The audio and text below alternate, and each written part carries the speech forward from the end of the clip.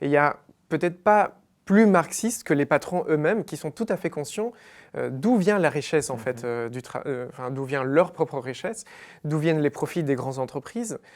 Et ils savent en fait que quand ils réorganisent les chaînes de montage, ils savent que quand ils introduisent des nouveaux robots, en fait, le travail qui produit de la valeur ajoutée, lui, il reste central. Sauf que ces nouvelles technologies servent la plupart du temps à ce que les ouvriers se concentrent en fait sur ces gestes à valeur ajoutée qui sont les gestes d'assemblage, en tout cas dans l'industrie automobile.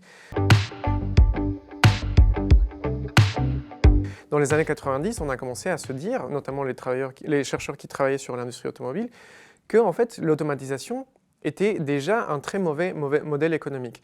L'automatisation était trop peu flexible. Et c'est pour ça que certains constructeurs, notamment japonais, ont fait marche arrière et ont remplacé cette volonté de flexibiliser par des machines, par une flexibilité humaine. Et c'est comme ça qu'on a vu se développer le toyotisme, le lean management, etc., qui permettait de faire faire aux travailleurs ce que les robots ne pouvaient pas faire.